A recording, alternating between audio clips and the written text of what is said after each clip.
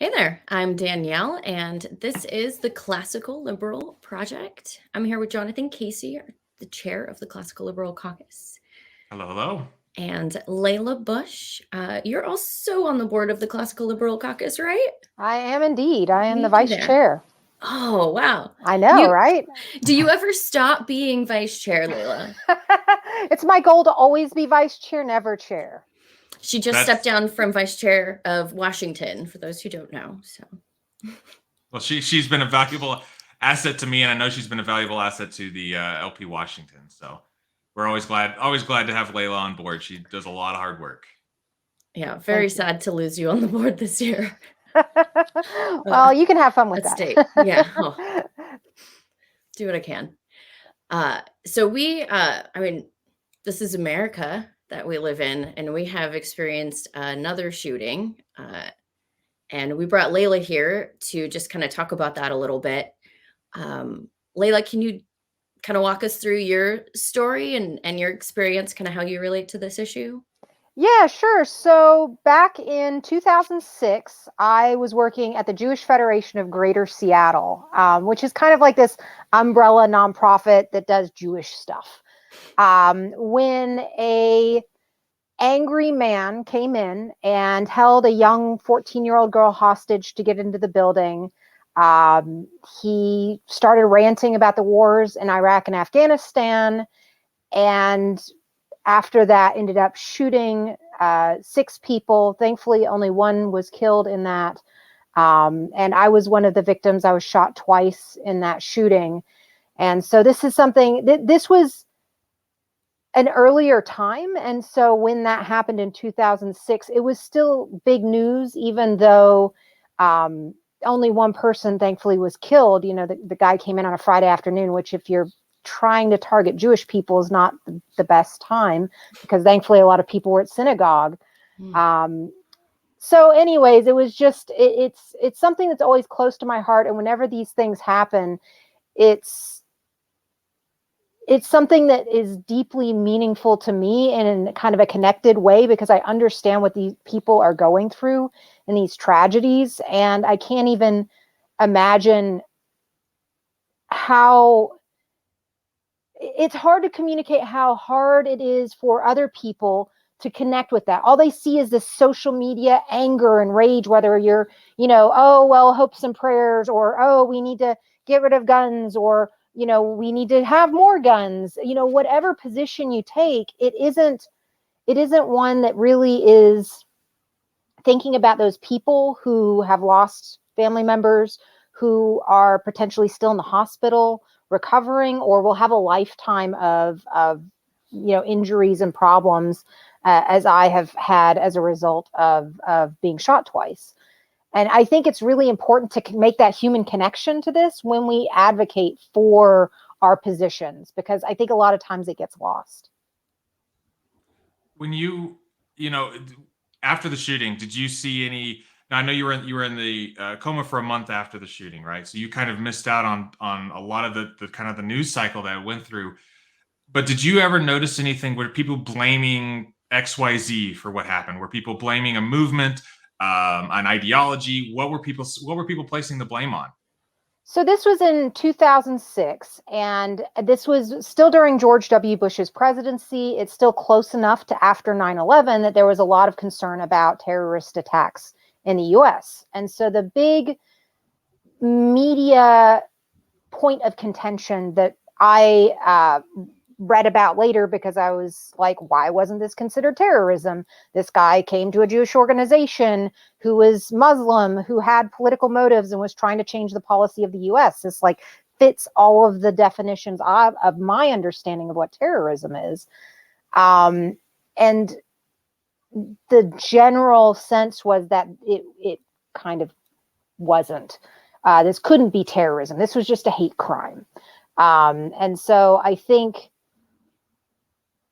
the media narrative was far much less into the like clear hopes and prayers versus everybody should be armed narrative at that time. I didn't hear a whole lot of that. I mean, gun control has been a big point of advocacy for some of my fellow survivors. It's very meaningful for a lot of them, which is why I don't often talk out about this issue because I have a lot of respect for those people. And also it's something that I don't agree with them on. I think that they're looking at the wrong cause. How do you express that disagreement with them? I mean, when you're looking at, it's hard to talk to somebody who's been a victim of something like this and go, I disagree that banning guns is the problem here, or will be the solution here. How do you make that connection with them? You talk about making a human connection with people. How do you connect with them when they have such a completely opposite worldview or just a solution than you do? I think that the primary thing I try to focus on is that the root of the problem is hatred, anger, lack of control, a lot of these really powerful emotions that lead to these urges to find a way to lash out or get revenge or whatever it may be in whatever person's narrative. They may get in a car and run into a crowd. They may pick up a knife and stab somebody.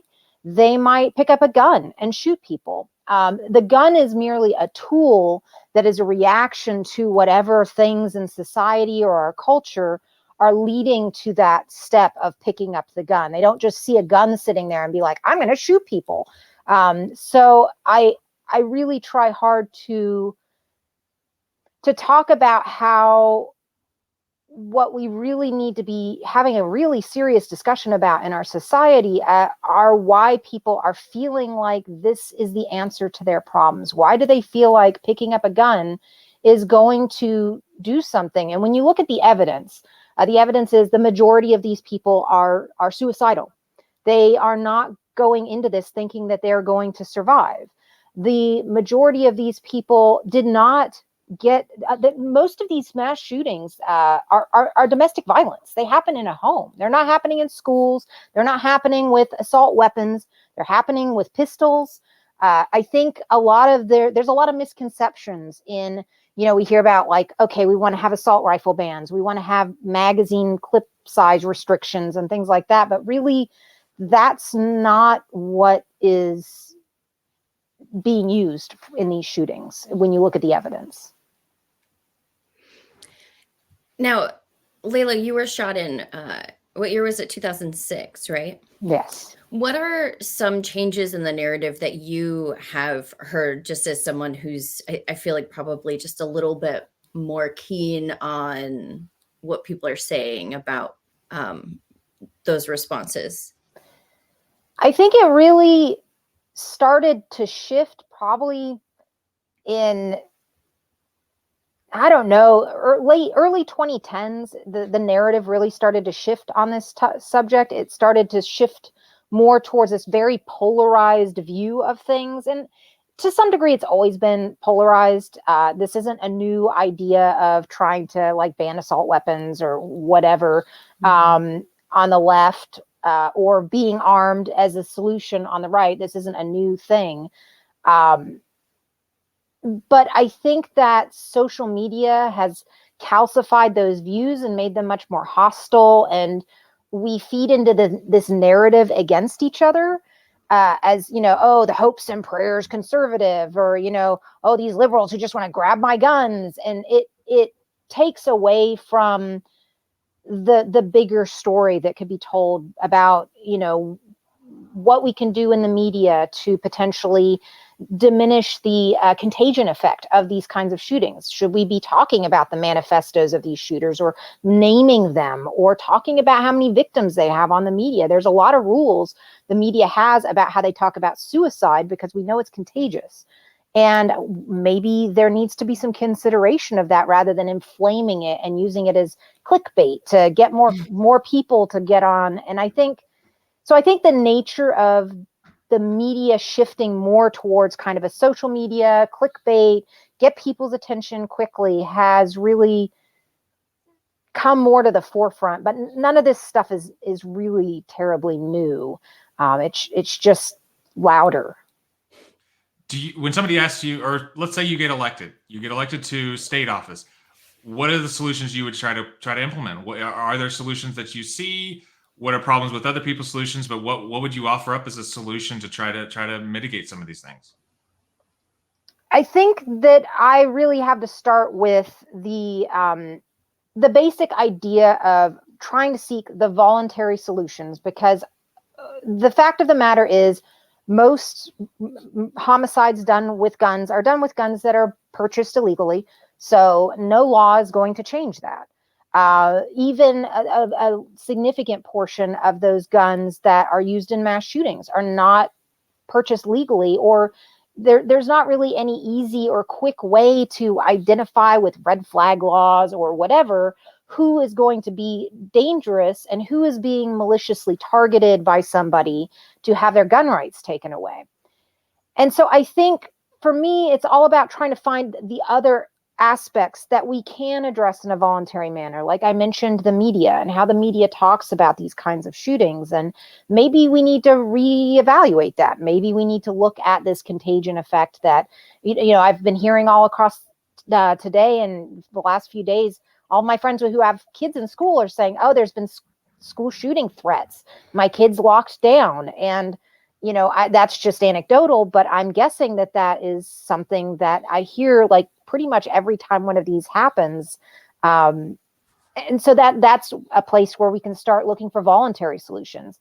Another place, I'm skeptical of the armed teachers idea. I mean, I don't have anything necessarily against it, but I know as a kid in school that whenever my teacher wasn't in the classroom, I'd start going through their desk or someone else would. And I would think that teachers would need a high level of training to make sure that bad things didn't accidentally happen. Kid doing something silly as a prank and not realizing the risks. As far as gun deaths as a whole, suicide makes up a giant portion of that. And so finding ways to create community support for people who are feeling, having a hard time. They actually had to change one of the gun control laws here in Washington because they made transfers of guns illegal. You had to get a permit. But one of the very first steps, if you are suicidal and you own a gun, is you give that gun to somebody else so that you can't use it. And the gun control law actually made it so people weren't able to do that because they weren't able to transfer the gun to somebody else without first making sure this person had a background check. And so that was changed, but we really need to look at ways to ensure that there aren't restrictions coming in the way of being able to hand over a gun to somebody and or getting it back when you're feeling better. As far as the other source of shootings, domestic violence.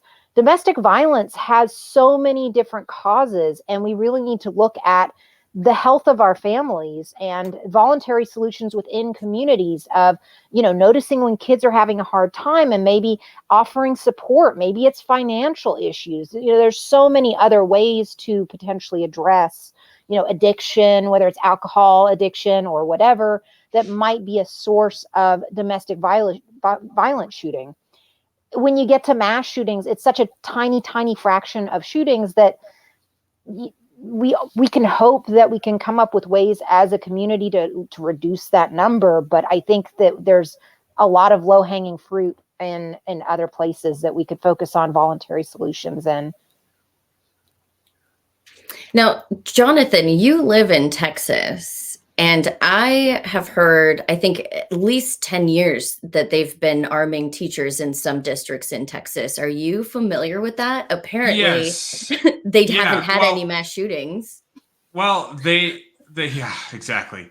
Well, it depends. It is school district by school district. I think the value in that is not actually having the teachers armed. It's having people think that they might be armed.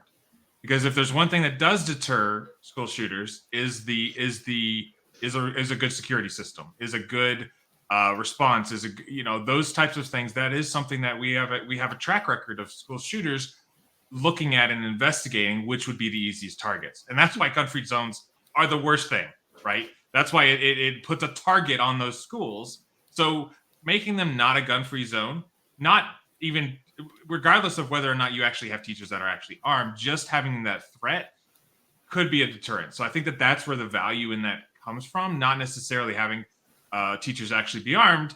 Like Layla says, I have kids and I'm terrified of them, getting accessing my guns or anything like that. And that is the number one threat to them more than somebody breaking into our house. Right. So I have a responsibility to make sure my guns are secured, make sure they don't have access to it, and make sure that and also making sure that they're educated on, if they find a gun, don't touch it, leave it on the ground, right? But as far yes, in Texas, it obviously there's still mass shootings, and frankly, even if you did have the best security in the world, that does not eliminate, that is not going to completely eliminate the threat. So it's one of those things, and in Texas, the gun rights movement, I guess you could call it, really started in the mid 90s, where there was a shooting at Luby's, where a woman had gone into, a man came in and shot, I forget exactly how many people, but it was something like 10 to 15 people were murdered by this mass shooter. And one of the women in the restaurant was there with her parents eating, and she had left her handgun in the car because she did not have a concealed carry license with her. And so she ended up getting elected to the state legislature, changed the law in Texas where you could easily get a concealed handgun permit. And so that's a story of where gun rights activists has really stepped up to the plate and said, hey, no, we do have a right to defend ourselves. We should have the right to take our weapons with us into these stores or into any situation, except with a few exceptions. So that's been one of those stories in Texas we have a history and a tradition of having the right to defend yourself. So that's a strong tradition in Texas that isn't necessarily followed through everywhere around the country. But it doesn't mean that we don't have mass shootings. That's the sad fact of the matter is, you have crazy people, you're going to have crazy people doing crazy things. That's how it goes. One thing I was going to ask you, Layla, is especially around this last shooting in Nashville, where it was a trans person who committed the shooting. As far as we know, I don't really have any more details than that. One of the narratives has been to blame the trans agenda, blame the doctors or parents for this event. If somebody was in your situation as a victim of one of these shootings, if someone had said, well, we shouldn't be blaming the shooter, we should really be blaming his doctors, we should be blaming his parents, we should be blaming, said he was really upset about the war in Iraq and probably blamed the Jews for it. What would he, if somebody was blaming the situation behind, the reasons that the shooter gave for the shooting, as a victim, how would you react to that? Well, as a libertarian, I believe in personal responsibility. And in the end, he was the one who made the choice to pick up that gun. He did try to plea insanity, and it does have mental health issues, but none of that excuses him of his actions. His family knew that he potentially seemed to be heading down a dangerous spiral. There was, that is really unfortunate, but it doesn't mean that it's their fault that he did this. I think it's very easy to get distracted from the real issues, and whatever the situation is, the mindset that it takes to pick up a gun and go shoot people really doesn't have anything to do with, your doctors or a medication you're taking. I mean, I think there's been some talk about SSRIs having an impact on that. Maybe there is. I don't know. If that's the case, then that's something that's worth talking about. And I don't think that means we should restrict people's gun rights based on a medication they're taking, or if they're seeking mental health treatment, or if they are, struggling in life. I just think that's a dangerous road to go down, because we have to be vigilant about our rights, and we can't just give them up because it might be dangerous. So talking about medication, I did look up some studies on that. And from what I could tell, just by looking at the data, not taking their medication was a far bigger influencer. My other screen here is blinking. Not taking medication was a far bigger influencer on somebody going out and murdering people than it was than taking medication was. So, blaming pharmaceuticals for this, while there are circumstances where that is a possibility, is not an answer. It's not a solution. Taking people off of their medication is a recipe for more school shootings, not less. Especially if they're on antipsychotics of some sort. Exactly. Mm-hmm. So, but I kind of want to go back to that question: is if you saw the media, if you saw social media, if you saw the media at large blaming someone that was not the shooter, how would that have made? I want to understand how you would have felt at the time. If that would have been hard for you, disturbing for you, if that would have upset you, if you thought people weren't blaming the person who committed the act, but were blaming circumstances around it. That's, oh, go ahead. How old was the individual that shot you? Do you know? He was in his 30s, Oh, I okay. believe, early 30s. Actually, So not much older then, because this person was 28, right? This most recent. I think so. Yeah. Okay. Yeah. As far as how I would feel, I have a lot of complicated feelings about that because, in a way, as a person who listened to this man yell at me about the wars in Iraq and Afghanistan, and all I could think as I had this gun in my face was, I agree with you. Please don't shoot me. To some degree, there is a bit of frustration about how our politics and how our political situation can lead to situations where people feel helpless and have those urges. But in the end, it isn't the government's fault that he did what he did. It isn't our policy and the US policy in Iraq and Afghanistan that caused him to decide to come shoot people. And so, I have some empathy for that idea. And also, I don't think it makes sense to blame anybody but the shooter. That the shooter is the one that picked up the gun. And that doesn't mean we can't look at other causes in our society and our culture that might cause certain people who are on that edge to pick up a gun and use it on people. But in the end, all we can do is really hold that person accountable for their actions. And as soon as we start looking for other people to hold accountable, I don't know where you stop. I don't know how you draw a line between who is somehow contributing to the problem and who isn't. And who knows what this person's motives are. I think it's probably a good thing that the person, I've heard they had a manifesto. I think it's probably a good thing that it hasn't been released to the media. But who knows what that person's motives were? Maybe they had a personal grudge against someone at the school. Maybe they were suicidal and had some really bad experience of, molestation or something when they attended the school. Who knows? Who knows what it might have been? But none of that excuses them picking up a gun and choosing to shoot people. But that doesn't mean we should try to stop the other things if we can. Because it's a whole slippery slope, like trying to manage the pharmaceutical industries. Do we sue Pfizer now for potentially making the medication? Do we sue the gun manufacturer? Do we sue the school for teaching the kid before the kid shot that school up? Like, it's insane. I mean, that's a really great point about gun manufacturers. If we want to talk about the lobby of, the trans lobby or whatever it might be, or people with letting people with mental health issues have guns, where's the accountability point? If we're going to oppose accountability for gun manufacturers, we should also oppose accountability for doctors, for people who are creating these prescription medications that people are on. We have to think seriously about the repercussions when we start going down that rabbit hole of trying to find other people to blame. Well, and not only just the legal, putting legal consequences on people for these things. It's also what happens if a doctor is afraid of prescribing medication to somebody who really truly needs it. Do we then prosecute them for not prescribing that medication that person could have done, and probably maybe put them in a better mental state? It's a slippery slope all the way down, and that's something that we have to be very careful about, and we have to make sure that we're holding only the people that that actually committed the action should be liable for that action.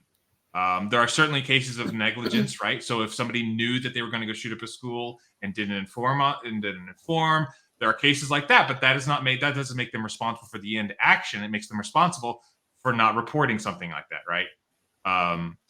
As far as red flag laws go, is there a line?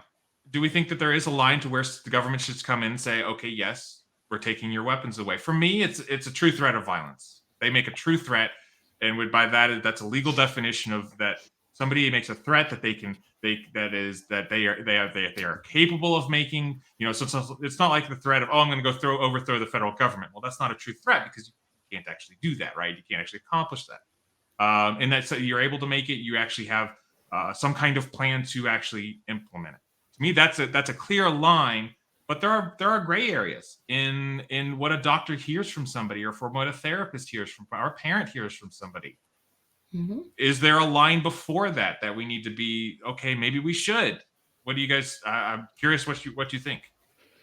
As a white girl who listens to true crime, I can tell you that there are a lot of warning signs that we see before people turn to violence, like abusing animals and children and lighting things on fire and stealing and breaking things. But like, that culminates in such a huge problem, like later in life, like teenagers, maybe you can figure it out, but like still some teenagers are just assholes. So like I think, Layla, you were basically saying this earlier, like everybody is different. Every cause that adds into everybody is going to affect them differently. So no, we can't, like, we can keep an eye on them. We can make sure that their parents have the tools to manage their children's mental health. We can give them psychiatric beds for free if their child is scaring them. But like, I don't think that just saying like, oh, you killed an animal once, you cannot own a gun, because like people run animals over on accident. Like, it's just, there's too many nuances. It's too gray. Well, and I mean, who's to keep someone like that from owning a car and driving into a crowd of people? I mean, there are lots of other ways to do horrific violence things if that's what your goal is. I mean, a smart person will research it and figure it out. I will say, if red flag laws had been in place, it's possible that my shooter may not have been able to buy his gun. His parents were deeply concerned about his mental state. There were lots of indications that he was having a lot of problems in his life. And that still does not make me think that red flag laws are justified, because there wasn't a true threat. You can't just say, I feel uncomfortable with somebody, and so we need to take away their rights. I think that this person might do something bad, so let's take away their rights. I don't know how you draw a line. You have to take a firm stand on the side of rights, unless someone is making a true threat, or as Jonathan was saying, really with the ability and intent and plan to carry out a threat of some sort. I think it gets weird when you get into other territories. I think that's where potentially providing greater support for somebody, like, oh man, there's these red flags, we should offer them lots of support. The community should reach out to them. We should find out whether there are things in their life they need help with. Maybe they're having trouble with their bills. Maybe they lost their job. Maybe, who knows what may be happening in their life that could be stressors that would contribute to deciding to pick up a gun and shoot people. But doing nothing isn't going to help that situation. And I think I have to wonder sometimes if a sense of connection with other human beings might help when someone is in that mindset of wavering about whether it's worthwhile to not only take a gun and shoot other people, but do so knowing that they'll probably die as a result. I think that in this country, we've seen suicide rates going up, and especially with young people, we've seen the suicide rates going up. Do we have, as libertarians, how do we come up with solutions for this? Because everyone looks to government to make these solutions, and we can point to all of these things. I think one of the biggest things that I like to point to on this area is school choice. When you force kids into one school where there's only one option for them, and they're being bullied in that school, they're being abused in that school, they're having teachers who don't understand them in that school. All of these factors can really pile up, and so you have a troubled child, when in reality, they're in a troubled situation, right? If anybody reads The Coddling of the American Mind by Jonathan Haidt, and I forget his co-author, but he talks about two types of stress. There's two types of stress. There's acute stress and there's chronic stress. acute stress is what we deal with when we're lifting weights. We get we feel it's good for us. It's good for us to have some stress in our life. It makes us grow. It makes us develop, builds our muscles, etc. Chronic stress is you lift and you lift and you lift and you lift and you lift. And the way he applies this is that if a child, goes to school and he gets bullied once in a while, it's not that big of a deal for the kid. Kids are resilient. They can bounce back from that. But if it's day after day after day after day, this builds up. That acute stress becomes a chronic stress. And, if kids have a healthy home environment, they're able to deal with that quite a bit better than kids who don't. So, obviously, as a libertarian solution, how do we deal with kids who don't have a healthy home environment? And then how do we, I think the easier solution is do we deal with the schools, is letting parents choose a different school if their kid isn't doing well in that school or isn't a good fit, or find a school with a different teaching model, a different way of teaching, a different environment that can help a kid grow. Like for myself, I was homeschooled until high school, and then through high school I was unschooled, and that's perfect for me. That was a perfect situation because I'm not somebody who sits in a classroom and learns. I am self-taught on basically everything I know. So I that's how I learn. And if I had been in a school environment, I would have been extremely stressful. I would have been a troubled child. I would have been a really bad student. I mean, I was a bad student anyways, but I would have been a really bad student in that environment. And I wonder how I would have been labeled, and if I would have adopted those labels and internalized some of those things, and how that would have changed my life completely from where it is now. So I worry about all these other kids that go into the system and they don't have a choice. They can't get out of it. Their parents aren't able to, or their parents don't care. What are some other solutions besides school choice that we could implement, and we could propose and put out there to help some of these kids get out of these environments or help them deal with these environments? I'm curious what you guys think. Mentor. Be a mentor, volunteer with Big Brothers Big Sisters, the YMCA. Like, I'm a childless libertarian, and I've mentored children. I mentored one person for a couple of years. And now I just try to be a pleasant, positive adult as the barista at the local cafe across the street from the high school. And that's just as important as being able to choose school. Like, just having adults respect you. And one kid made a joke about a tip, and I was like, I'll give you a tip if you want a tip. And they're like, sure, go ahead. And I said, you don't have to go to college.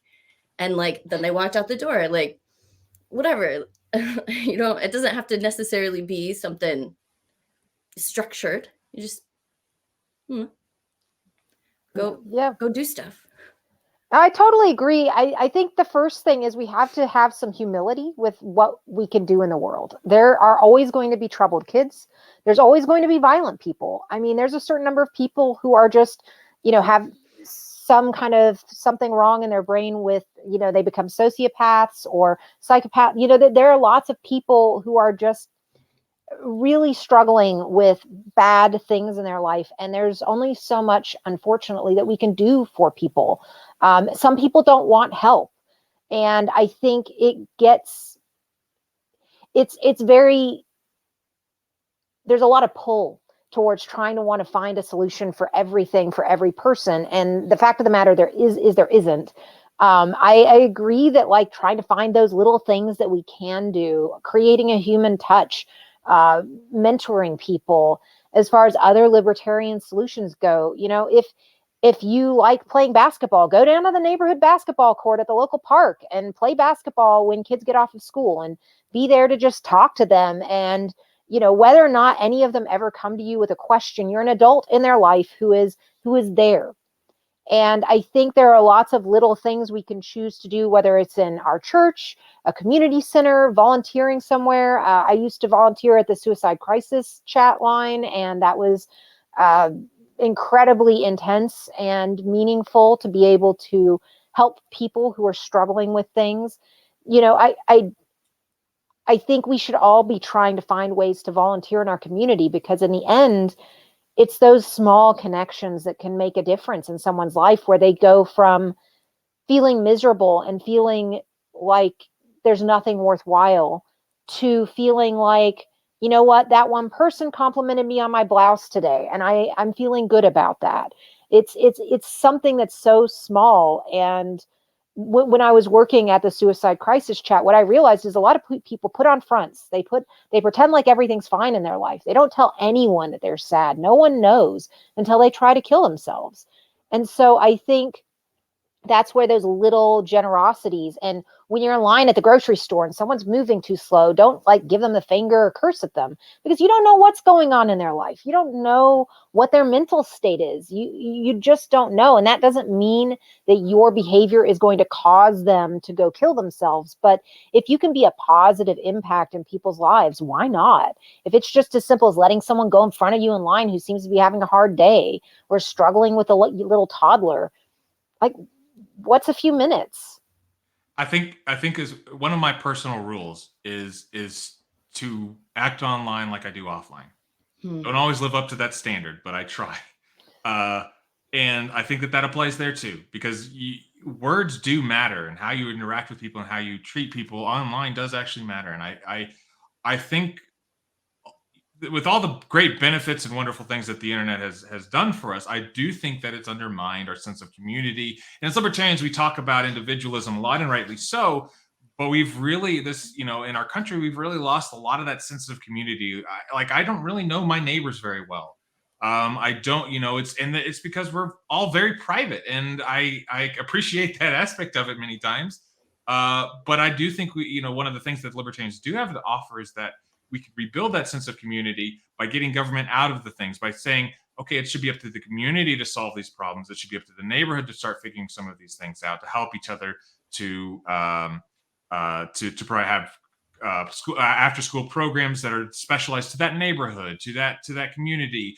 Get involved with your church, like you're saying. So I think that's where we can really change the dynamic that has created these, the suicide rates to go up, the school shootings to go up. And we can change this dynamic by saying, no, it should be up to the communities and not these bureaucratic institutions, not the police. It should be the police that goes to every single mental health crisis call. There should be, a way of neighborhoods actually coming together and figuring out, okay, for these types of calls, let's not have the police go out to them. Or if you do have the police go out to them, maybe have a social health worker going out with them. In Dallas, that's been an extremely successful program. They're expanding it to the rest of the city, but in South Dallas, they had massive rates of mental health crisis calls. And so what they did is they would send out a police officer along with a social worker. Police officer would stick around long enough to make sure that there wasn't a threat.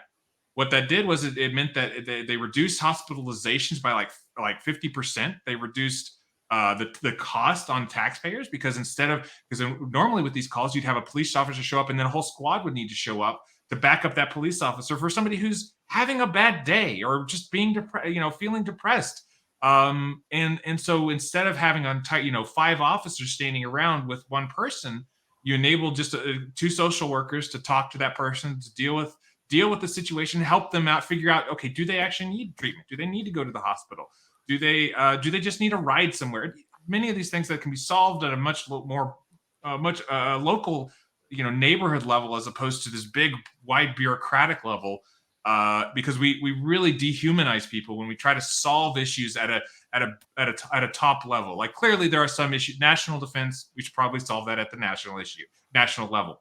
But these other issues of how we deal with a homeless person, having a really bad day and screaming and yelling because he's hearing voices, that's not going to be solved by, Dallas is a city of 1 million, over 1 million people. Their city hall doesn't care about that, but a local neighborhood does, and a local neighborhood can find solutions to deal with that situation a lot better than a bureaucratic city government can. As someone who grew up offline, saw the emergence of online, I think that what we've done is we've outsourced community, right? We've outsourced it to our police and our city hall and our school even. And really, how do you convince other people that they need other people? That's a very important pillar of the mental health community, right? People need other people. It's okay to reach out and ask for help, but I don't know, how do we do that, Layla? How do we get other people to realize that they need other people? Do we just build those networks ourselves, or what? it's tough. And I think that this is an area where libertarians really maybe can do a little better in how we talk about individualism. Recently for my vice chair speech at convention, I found this great Ralph Waldo Emerson quote that was basically was, there's nothing better about humanity than the fact that you can't help anyone else without also helping yourself. And so I think we need to recognize that when we help other people in our community, when we volunteer, when we, help deal with or address an issue that is harming the community or causing problems in the community, we're helping ourselves too. And when we just say, well, that's someone else's problem, well, you know who someone else is going to be? It's going to be the state. And so I think really we have to acknowledge that when we don't step up and take responsibility in these things, someone's going to fill that void. And I think that Jonathan has it right, that the systems the government creates are incredibly dehumanizing. And as someone who's had to navigate the workers' comp system in Washington state, it is horrible. It's just a horrible system. It's run by the state. And it's far worse than any private insurance system I've ever had to deal with. And I think this illusion that somehow the state is going to solve it, people want a solution because they care, and that's okay. I care too. We just have to acknowledge that if I can solve the problem somehow, if I can make a difference in someone's life, that's way cheaper and way better. And like Jonathan was saying, there's a lot of things that even within government that can be done that are just more efficient use of taxpayer money. We of course would rather that be even less, but let's start at like lowering it a little bit. And if embedding social workers with our police officers on these mental health calls is saving us money, then that's a good thing. If I've heard that, I've seen research that supportive housing for people who are experiencing homelessness, who are dealing with addiction or mental health issues where they need to be taking a medication to stay stable. A lot of those people, supportive housing is less expensive, even though the government is paying for the housing because of all of the 911 calls, the hospital visits, the police, all of these other things that come about as a result of this person being, experiencing hallucinations on the street, being homeless.